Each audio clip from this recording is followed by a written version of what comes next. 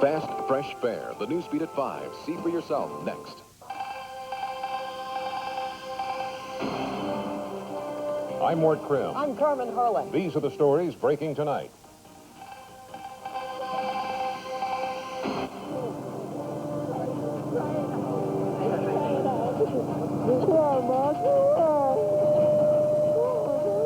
Bars on the window keep rescuers from saving 2 people in a house fire. We'll take you to England, where fire is destroying history at Windsor Castle. A young boy choking in a tree is saved by a young girl. Well, I thought that I just had to do something to save him. So I went up in the tree and got him down. Now, from Michigan's best news team, this is News Beat at 5. Man, these bars aren't any good, man. You can't, everything was barred up. The windows, the doors, everything. It doesn't make sense. I went through a lot of hell, and she really helped me out. And just to see this like this, you know, this really messes me up like... Bars meant to protect turn a home into a death trap. Good evening. Fire races through a Detroit home, and a family is trapped inside. 2 people are dead tonight because they couldn't get past the burglar bars to safety. They were trapped by those bars, and tonight the Newsbeat's Dan Housley says grieving friends, firefighters, and would-be rescuers agree the protection just wasn't worth the lives it cost. He thought he hurt some kids? That's why we're trying to get in there so hard, because he thought he hurt some kids. But... Tyrone Winfrey was working at a nearby community center when he and a co-worker heard about the fire. They tried to pry open the back door, but burglar bars kept them out. We finally got a crowbar and pried the door open, but it was way too late. What happened when you got there? The door was on fire. We couldn't even push it. She was laying right there behind the door. Firefighters pulled the body of 24-year-old Angela DeJesus from the back of the house as they continued to battle smoke and flames, searching for as many as 3 children inside. 2-year-old Jamal DeJesus was eventually found near his mother, also not far from the back door. 2 older children turned up elsewhere, one at school, the other with a relative. The dead boy's father arrived only to find his fiancée and little boy were dead.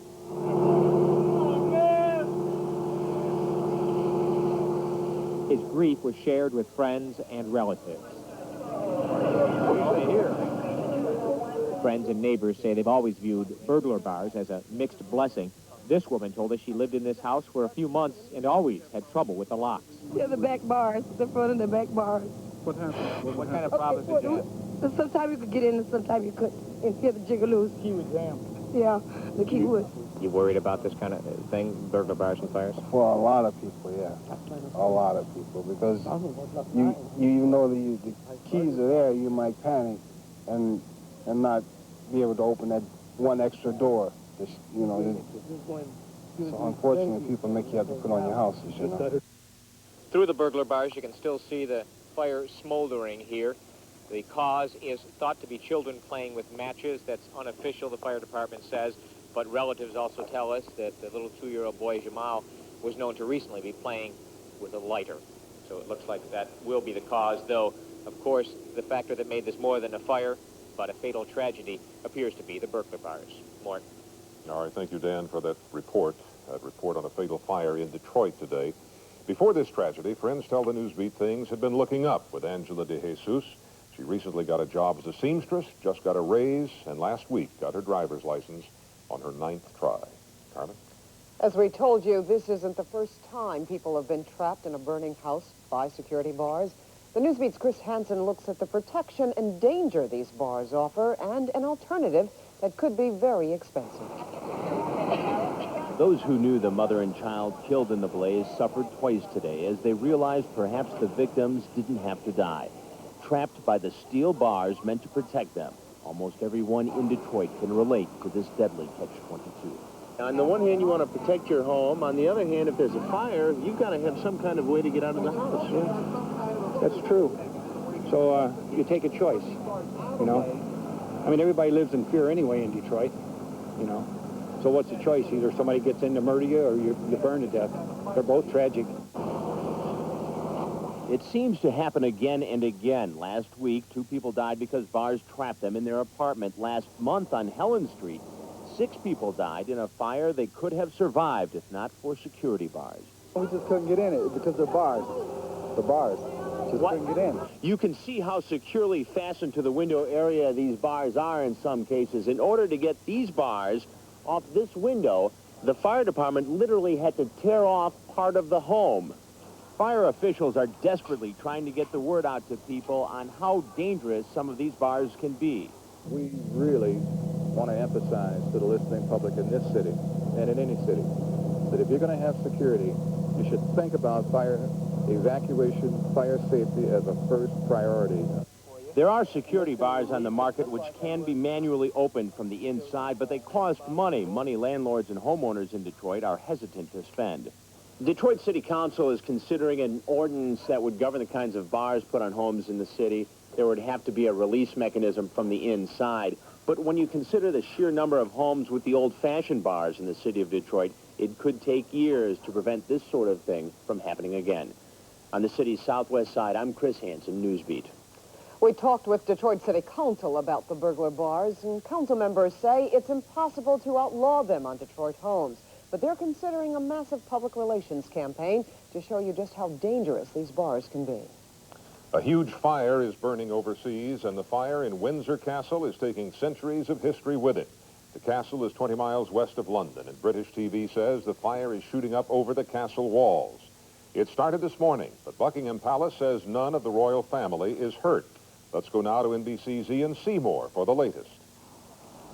The scene here at Windsor Castle on the outskirts of London is one of devastation. For 10 hours, 150 firemen have been attempting to put out a blaze inside the world's most famous castle, a home of the Queen and members of the British royal family. The fire broke out in the northeast wing of Windsor Castle, close to the Queen's private quarters. It's regarded as one of Britain's most important historical buildings, for centuries a home of the monarch. 30 fire engines raced to the castle, and they helped Prince Andrew, the Queen's son, to rescue some of the priceless artifacts inside. The Queen also joined in when she arrived at the castle to see what damage had been caused. She's reported to be very distressed and upset. A lot of the priceless relics have been saved. 6 people were hurt fighting the fire, including one fireman who fell from a ladder. The Queen was to have held her 45th wedding anniversary party at the castle tonight. That was cancelled, and she and Prince Philip have gone back to Buckingham Palace. The position here is that the firemen will spend at least another 12 hours attempting to dampen down the fire. Then will begin the massive task of working out exactly how much this fire has cost. It's likely to run as high as $100 million. This is Ian Seymour for NBC News, Windsor in England. All right, Windsor Castle has been the private residence of the British royal family for about 800 years. It was founded by William the Conqueror. Carmen? The incoming first family in this country is dealing with a different kind of threat, a death threat against the Clintons' daughter, Chelsea. Federal officials say a Milwaukee woman threatened 12-year-old Chelsea Clinton last week. Police arrested the woman and say that she's now getting psychological testing. They say Esther Helen Reed phoned the White House last week, threatening to kidnap and kill the girl. This is one of the more unusual stories you'll see. A mother and her son are accused of a bizarre holdup in Westland. Police say 28-year-old LaShondria Franklin drove her 14-year-old son to the Meijer store Wednesday night, where he allegedly pulled a gun and robbed a 46-year-old Detroit woman in the parking lot. And his mother allegedly drove the getaway car. Kids be outside all times at night. The boyfriend is in and out, and at one time, my girlfriend around the block had told me that the youngest kids were selling drugs for the boyfriend in the house. Well, Franklin also has an 8-year-old son, and the courts will decide whether to remove him from the home. Tonight, a war of words. Last night, former Los Angeles Police Chief Daryl Gates was part of a debate at the University of Michigan, and some students weren't happy that he was there. Some say Gates added fuel to the fire when he criticized the way Detroit city officials have handled the Malice Green beating case. Today, Detroit Police Chief Stanley Knox had a few words about Gates. Daryl Gates, I'm trying to recall that name. I believe he was a Hollywood entertainer. I believe that's where I remember the name from. I didn't see what he said, but he's entitled to his opinion. Well, he was close. Actually, he is a radio talk show host now. 2 officers are facing second-degree murder charges in the Malice Green beating case. 2 others for involuntary manslaughter and assault. And many leaders and citizens in the community have commended the police department for acting quickly in the incident. Some are calling it a potential disaster. Defense lawyers got their hands on a key document outlining the prosecution's strategy in the Rodney King civil lawsuit, and the Justice Department wants to know why. Sources say the memo lists the weaknesses and witnesses in the government's case against the 4 police officers accused in the beating. The memo apparently also questions the credibility of victim Rodney King as a possible prosecution witness. If it was a mistake, one former Justice Department attorney says it is an extraordinary blunder. This would be the equivalent of the Washington Redskins coach giving the Dallas Cowboys coach the Sunday game plan ahead of the time. Civil rights groups say they're considering the violence after the criminal trial, and public confidence now, they say, is on trial. Tree climbing seems like a harmless pastime prank for many kids, but a boy in Taylor almost died doing it. But the Newsbeat's Roger Weber says the quick action of another child saved this boy's life. Go with me. 7-year-old Jeremy Conklin climbs trees every chance he gets. His 11-year-old neighbor, Wendy Darga, never climbed one in her life until Jeremy got into some serious trouble. I was climbing and I was getting ready to jump out and my string got caught, and when I jumped out, my string got caught and I started dangling. The cord on his jacket collar had snagged around this branch. Wendy was raking leaves, saw him choking, and came running. It was caught around his neck. By the time I got down here, all under his eyes and by his mouth was blue. What did you try to do? I tried lifting him up to see if I could get the string down, but it wouldn't come down, so I ran to his mom's door and started pounding on him, and she came out and helped me get him down. Before that, Jeremy reached up and grabbed Wendy's pigtails to get a breath of air. EMS rushed him to the hospital, but he was okay. I told her, I said, I can't tell you how much, or even show her how much I appreciate what she done, because when I went out the front door, if Wendy hadn't have been there, Jeremy would have been gone. Jeremy was wearing a jacket similar to this one. It doesn't have a hood, but it does have a drawstring around the collar. These things can be very dangerous. In fact, some children have died after being choked by the strings on their jackets. The Consumer Product Safety Commission has already warned parents to remove those strings before kids use playground equipment. That's what neighbors are doing now. I don't think there's a need for it. I'm going to take the string out, definitely. We should have snaps or something that ain't going to hang somebody, you know. That's ridiculous to have a string on a coat with leather around it. Meanwhile, the Taylor City Council plans to give Wendy a Good Citizenship Award.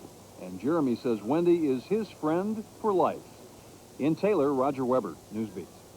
And tonight, Jeremy says he's going to give up climbing trees, at least for now. Well, Chuck Gatica isn't climbing any trees today, but he did pick this Friday, as always, to go out into the neighborhoods, and I think tonight he's at a church in the New Center area.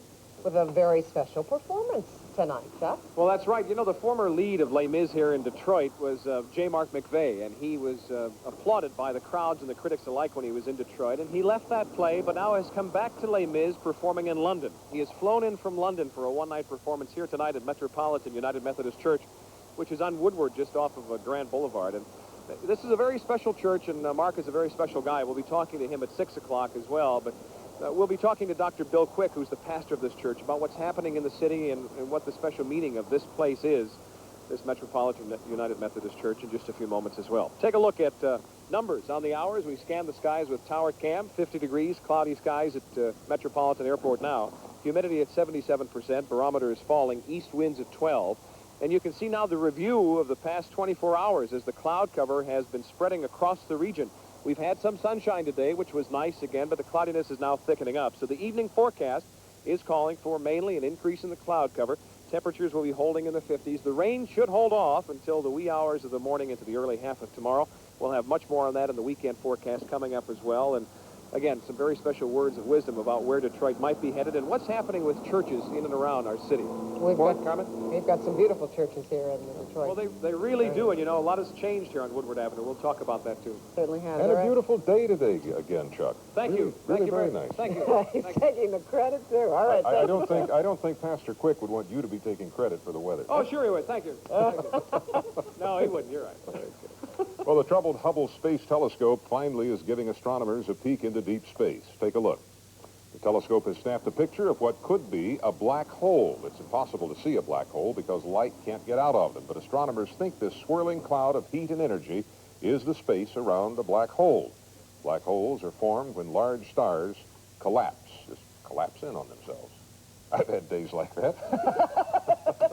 I think we all Sort of have. wake up in a black hole. Moving right along. They were still fighting the Vietnam War. Now they're coming to the U.S. It's a story you'll find hard to believe. It's coming up. Also ahead, see for yourself why hundreds of hot air balloons are fighting for airspace. And later, I'll introduce you to a most unlikely pair of friends from a land where most folks figure they're natural enemies. A senior citizen discount could lead to an empty bank account. I'm Asa Aarons. I'll have that story. Students look beyond the Malcolm X craze for the truth. I'm Emery King. When we come back, Wilfred Little takes his brother's message to a local high school. You are watching Newsbeat at 5 with Mort Krim and Carmen Harlan.